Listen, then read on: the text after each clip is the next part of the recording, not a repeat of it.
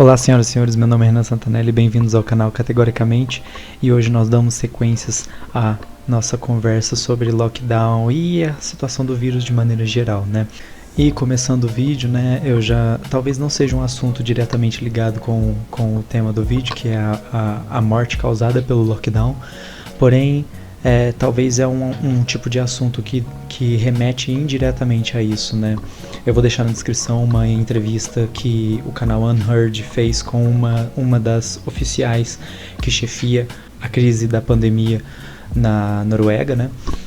Noruega foi um país que recentemente declarou através das suas autoridades que o lockdown lá não teve aparentemente nenhum tipo de influência no quesito de espalhamento do vírus, né? E ela dá uma entrevista bastante honesta, bastante direta, e eu gostei bastante. Eu acho que se você entende inglês, né, eu não lembro se o vídeo ele tem legendas em português, eu tô até querendo iniciar um processo de tradução desses vídeos, porque muitos deles é extremamente importante que os brasileiros vejam, né? E nem todo brasileiro sabe inglês, mas isso, deixando isso de lado, ela dá uma entrevista muito boa em que ela discorre sobre uma série de fatores que a Noruega estava imersa durante toda essa pandemia, né? E também, eventualmente, ela chega até na conclusão durante a conversa que várias das medidas que eles adotaram, na verdade, não deveriam nem ter sido adotadas, ou talvez seria melhor não terem sido adotadas, porque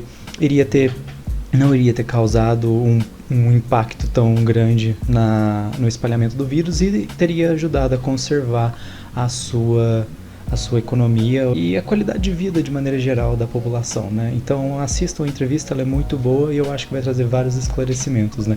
Inclusive, durante a entrevista é comparada a Suécia com a Noruega novamente, e aí, né, essa oficial, né, maravilhosa opinião que ela dá ali como uma cientista de verdade, né, diferente de vários brasileiros que eu tenho visto por aí, mas ela, quando perguntado essa questão de comparar a Suécia com a Noruega, ela dá uma resposta bastante parecida com as que eu venho dando, né? Que é baseada no conhecimento epidemiológico básico, né? Está muito cedo ainda, dentro de uma perspectiva epidemiológica, para fazer afirmações categóricas sobre uma série de coisas, né? Existem uma série de variáveis que estão presentes em um lugar e não estão presentes em outras, e ainda várias variáveis que a gente não sequer consegue conceptualizar, que influenciam o espalhamento do vírus, e então tomar atitudes baseadas nessas previsões completamente de natureza especulativa, né? Coisa que muito cientista brasileiro passa essa informação como se fosse uma verdade constatada, né? Infelizmente, basear a tomada de ações drásticas em cima desse tipo de previsão de natureza especulativa é algo bastante complicado, e nós estamos já vendo talvez, né, o indicativo de que os próximos meses e talvez anos vão ser bastante sombrios por causa dessas medidas draconianas tomadas sem um processo conservador de maior reflexão a respeito, antes de fato colocar várias dessas posologias em ação para a população, tá bom? Porque, né, obviamente, a população ela é diretamente afetada por essas decisões, né? E muitas dessas decisões elas vão literalmente destruir a vida de várias pessoas, né? Seja economicamente ou mesmo levando essas pessoas à morte, que é o que eu quero elaborar um pouco aqui, tá bom, pessoal? Então assista esse vídeo que eu tenho certeza que vai adicionar muita coisa para a formação da sua opinião. E como eu acho que eu já provei várias vezes aqui, né, que a natureza de todos esses dados ela é puramente especulativa, tá? E no começo dos meus vídeos, lá em abril ou março, né, nem lembro quando eu comecei a fazer, mas assim, eu ficava imaginando assim, né, nossa, mas ninguém vai prestar atenção nos vídeos por causa que eu vou estar falando uma coisa extremamente óbvia, né, mas aparentemente eu não estava falando algo que era absolutamente óbvio para as pessoas, porque muita gente veio me questionar nas caixas de e-mail, né, no privado do Discord, sobre uma série de questões, e aí eu vi que de fato estava adicionando alguma coisa para a discussão. Obviamente, para mim, agora já está mais do que provado e de que tudo isso foi baseado em um objetivo ideológico que o status quo, né, o establishment, eles precisavam fazer, né? Eles tentaram pressionar em cima da população e aparentemente eles conseguiram, tá? Eu fico até pensando, e agora pode ser apenas uma percepção minha, tá, pessoal? Mas assim, eu fico até pensando se isso de fato não é uma tentativa eugenista, né? De excluir parte da população do mapa, digamos assim, porque se você conhece um pouco de história, né, você vai remeter ali na época, por exemplo, uma, né, das atitudes eugenistas que existiam foi a criação do salário mínimo, né, se eu não me engano, na França, em que eles criaram o salário mínimo com o objetivo, né, estratégico de minar a capacidade das pessoas que a elite daquela época não considerava digna de nem sequer ficar viva, né? Então, hoje mesmo eu estava refletindo sobre isso antes de fazer o fluxograma para esse vídeo, e aí eu falei assim, nossa, interessante essa analogia, né? E aí eu deixo ela para vocês, né? É muito triste como essa narrativa assassina, né, que foi tomada sem nenhum precedente antes, né? Isso nunca aconteceu na história humana, lockdown de fato, né? O isolamento de pessoas saudáveis, tá? O que se acontecia era o isolamento ou cooperativo ou o isolamento de pessoas doentes de fato, tá certo, pessoal? A população saudável é até importante que ela entre em contato com os patógenos e do dia a dia para elas manterem o seu sistema imune em alta. E aí uma das coisas também que eu chego à conclusão assim é que ano passado nós passamos a reforma da Previdência, né, que já foi desidratada de certa forma, e aí essa reforma da Previdência ela iria ao longo dos anos causar uma economia de 800 bilhões mais ou menos, né, pessoal?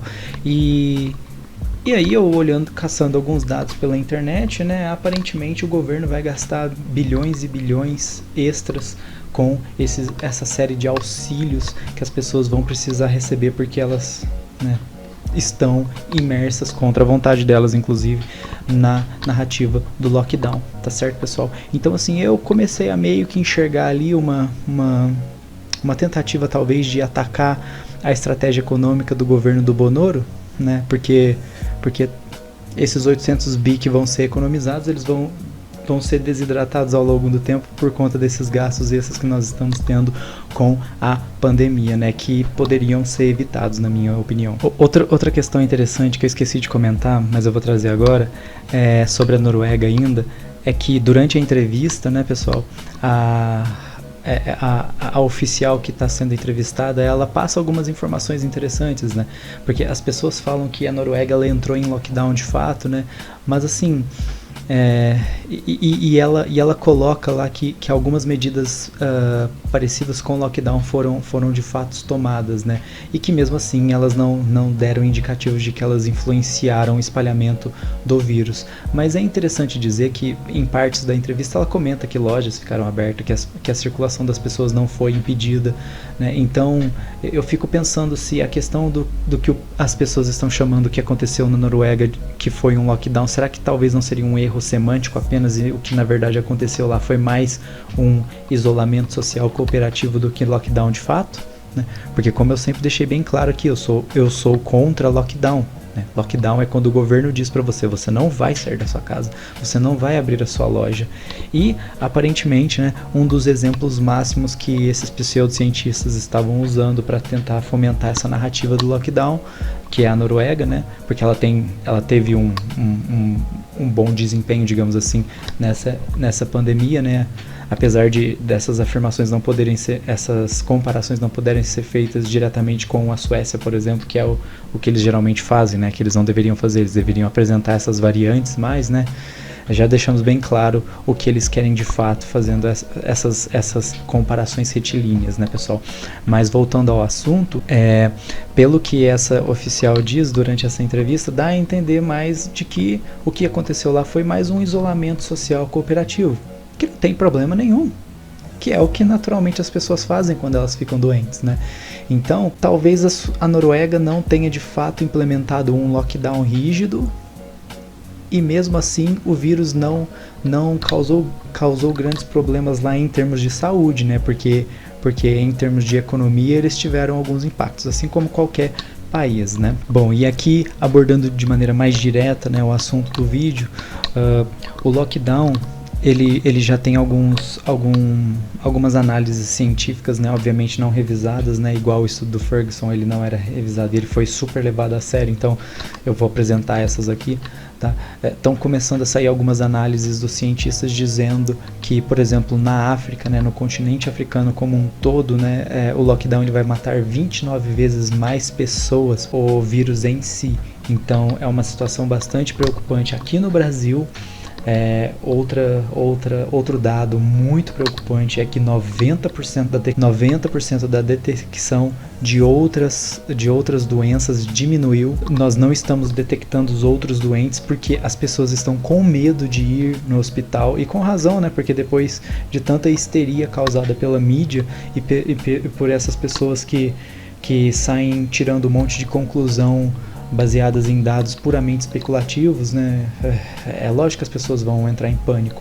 E aí eu levanto a seguinte questão, que eu levantei lá no meu primeiro vídeo sobre o lockdown. Quantas pessoas eram para terem descoberto cânceres que seriam passíveis de serem resolvidos? Quantas pessoas eram para ter resolvido algum outro problema que vai se agravando com o tempo? Quantas pessoas eram para ter descoberto algum problema no coração ou alguma outra doença que eu não consigo nem pensar aqui e que agora vai ser tarde demais?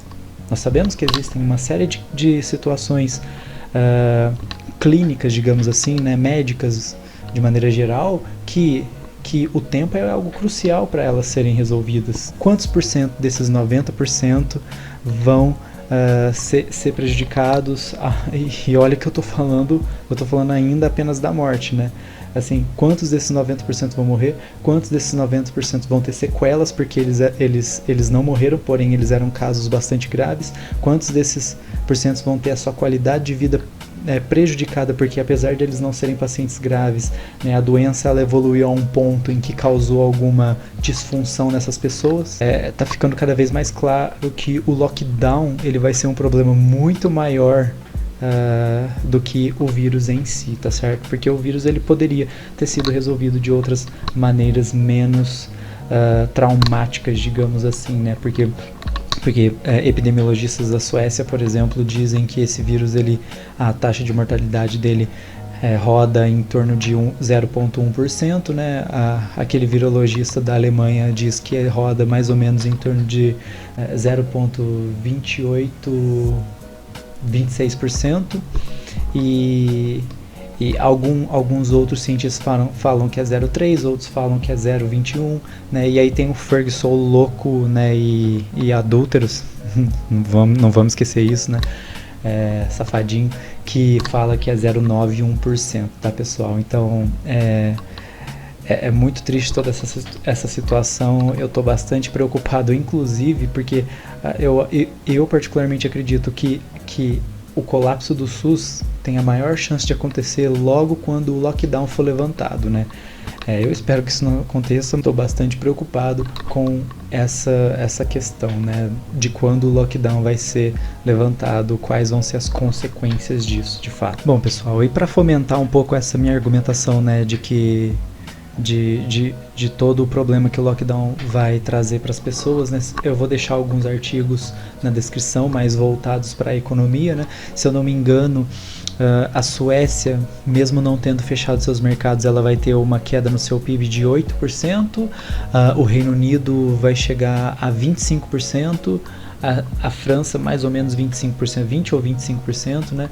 E tem alguns países da Europa suspeitos assim de chegarem até 30%, tá bom? E eu vou deixar outro artigo também que fomenta, né, uma via argumentativa no sentido de que a qualidade de vida de uma pessoa, né, e qualidade de vida de maneira geral, né, ela influencia diretamente a saúde, né, e a condição econômica das pessoas, né, influencia diretamente ou indiretamente, né, essa qualidade de vida. Então é natural você pensar que uma pessoa sem recursos financeiros ela vai tender a ter uma saúde pior, seja por causa de estresse, seja por causa de uma alimentação pior, seja por causa de trabalho mais forçado, né, uma série de fatores aí que a gente pode ficar aqui especulando até amanhã, tá certo?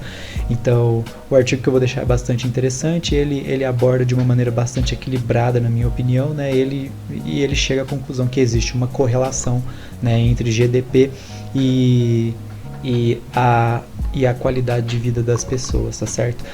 Existem outras narrativas, né? Eu, diferente de outros pseudocientistas, eu não vou dizer aqui que a minha narrativa é a única, tá? Existem narrativas que contestam essa posição de que o GDP ele influencia a qualidade de vida, né? Eu particularmente não acredito, mas, né, sempre fica aberto esse âmbito de discussão no meio científico, tá bom? Diferente do que esses pseudocientíficos colocam, né? Porque eles desde o começo colocam como se a narrativa do lockdown fosse absoluta, né? Coisa que não é. O simples fato de você apontar que existe um consenso na ciência a respeito de um assunto tão novo é algo que vai completamente contra a natureza do próprio método científico, tá certo, pessoal? Bom, e eu não quero estender muito para o vídeo não ficar muito longo, pessoal. Se adicionou alguma coisa na formação da sua opinião, né? Se adicionou alguma coisa positiva na sua reflexão em relação a toda essa situação maluca que a gente está vivendo hoje em dia, né? Deixe o seu like, compartilhe, comente, deixe o seu ponto de vista nos comentários e logo eu solto outros vídeos. Muito obrigado e até mais.